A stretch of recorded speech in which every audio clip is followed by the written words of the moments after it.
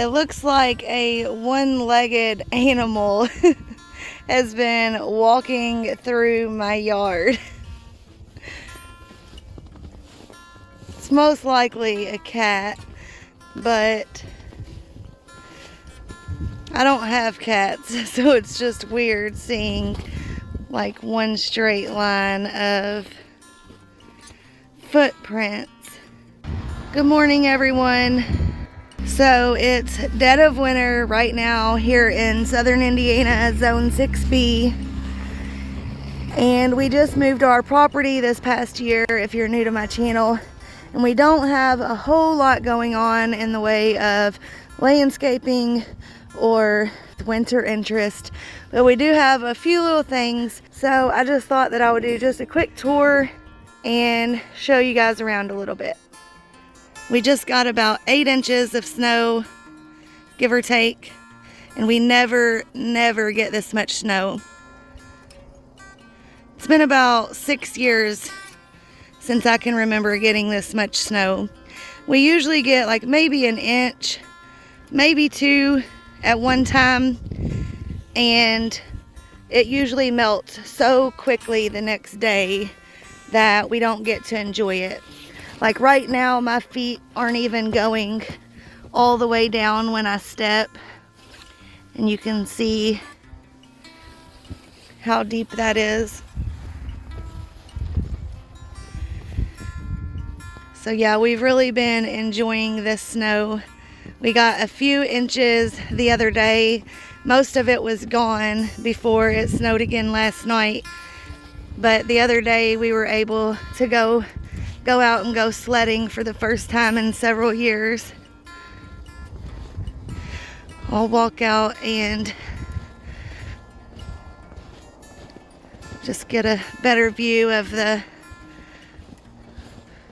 what will be the perennial cut flower garden for next year, and the annual cut flower garden,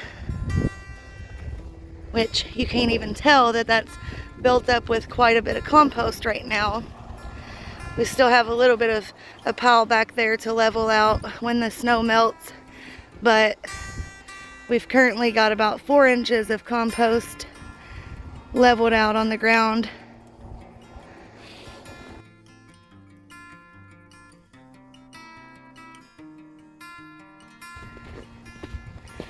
Got some containers out here that have tulips and daffodils, and that's just some stuff that was for the cardboard and stuff for the cut flower garden.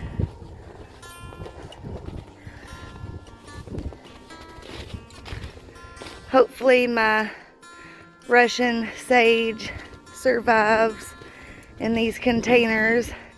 I really wanted to put them in the ground, but it says they survive to either 3 or 4, zone 3 or 4, so they should be fine. But sometimes in containers you kind of want to consider yourself a zone colder.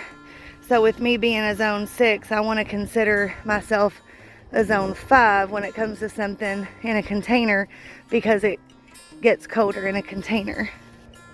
Here is the flower bed that I started to do a makeover on. I have a video up on my channel.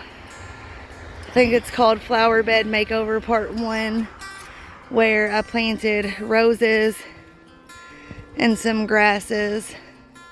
We have these fruit trees here just temporarily until we planned where our little mini orchard was going to go permanently.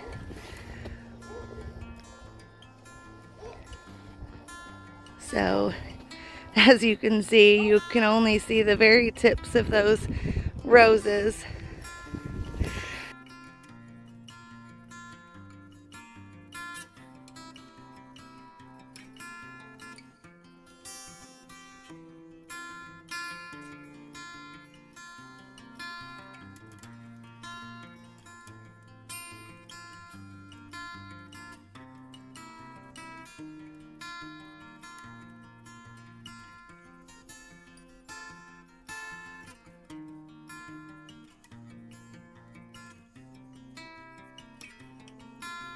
You can't even see my steps.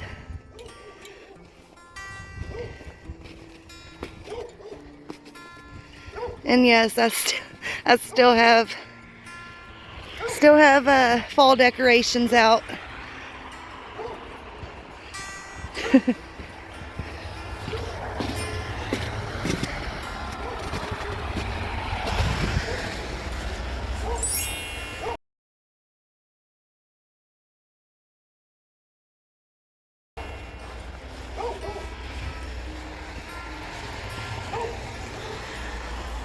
Don't judge me. We're all human.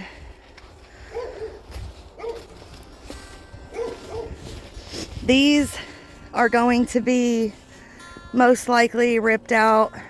I'll see if I can find somebody that wants them, or I may put them out in the yard somewhere. Not sure yet. As you can see though, I have a huge front yard that needs landscaped. But I want this to be, I don't want this to be the typical, just hedges everywhere around the house. So I want to get all these big shrubs out of here, and most likely put like a hydrangea, something with winter interest, but something that doesn't get as big as these do. These you really have to keep pruning them pretty heavily to keep them small, and I don't want to have to do that. I have some in the backyard that I just showed you. Those stay a little bit smaller than these do naturally, and so I might get something like that that keeps its color in the fall and keeps its leaves throughout the winter. But then I want to get something that something that has big blooms, like a hydrangea or something in that realm, and then maybe a few roses, and then I'll save the rest for lots of spring color, like in summer color, for annuals, like maybe dahlias or ranunculus or something in that realm. And then over here, this is just our side yard, which is pretty close to our neighbor's driveway and our neighbor's house, so we don't really use this part of the house. But I will be doing some landscaping over here. I'm thinking a huge row of the mammoth gray striped sunflowers. Those can get up to 16 foot tall, and I'm thinking that putting nothing but a huge row of mammoth gray striped sunflowers are going to be beautiful. I saw those on Laura from Garden Answers channel this past year. She had posted a video of her saving some seeds from those sunflowers, and the heads on them were bigger than her head. They get well over 12 inches in diameter.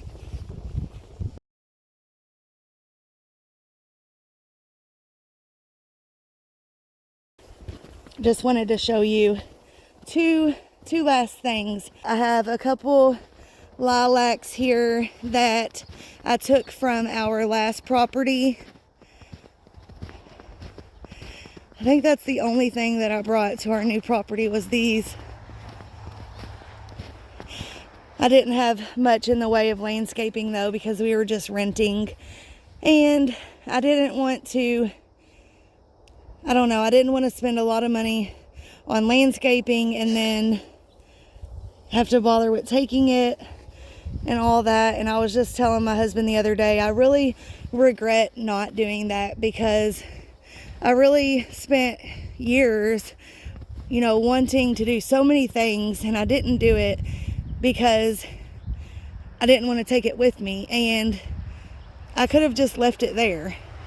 But I was so caught up in trying to be too frugal and I missed out on doing a lot of things that, you know, would have brought me joy by trying to, you know, be too frugal. It's good to be frugal, but I can sometimes be a little too frugal, and it kind of steals my joy by me doing that. So yeah, I wish I would have done a lot more with my gardens. I mean, I've done some things, but I mainly just done a lot of vegetable gardening. But I just wanted to show you really quickly, in case you haven't seen our other videos. This is where our vegetable garden is going to be next year, our raised beds.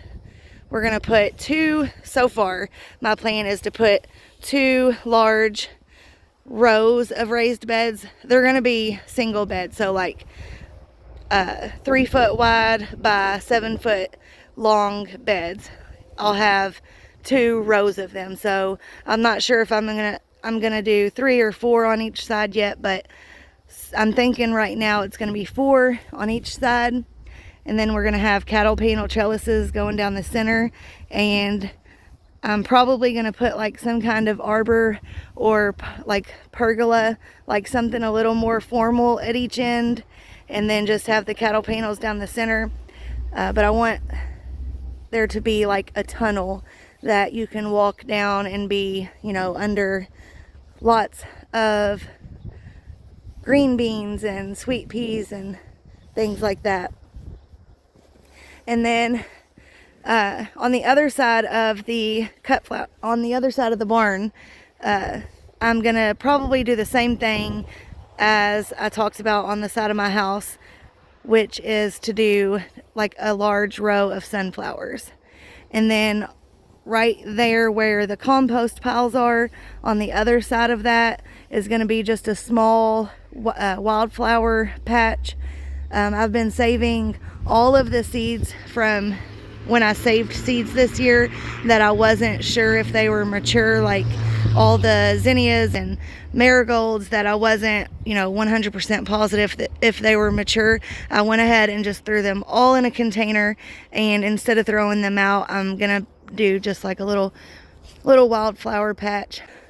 And then in the front yard, like I said, there's gonna be lots of, you know, formal landscaping going on, but I am gonna do a wildflower patch probably around the perimeter of our front yard this coming year, because this year I think we're just gonna fence the backyard and kind of like think about it for a while if we want to fence the front yard. I know that flowers are a lot different than a fence, but it'll kind of help me visualize it. I'm a very visual person. All right, guys, well, I am going to head into the house, make a cup of coffee, and get started on my second succession of cut flowers and possibly a few cold weather veggies. Make sure you are staying warm out there as well.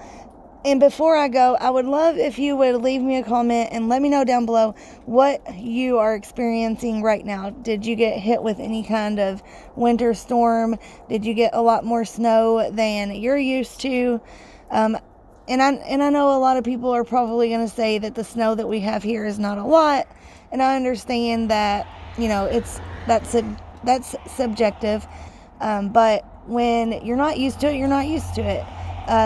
That'd be like someone that is used to, you know, cool weather and no humidity, to step outside their house and be hit in the face with 95-degree weather and 90% humidity, which is what I experienced, you know, all throughout the summer almost, which, don't get me wrong, I'm never, I think, gonna get used to that, but it's not a shock. Anyways, thanks again for watching. Make sure you're staying warm, and I will talk to you in the next one.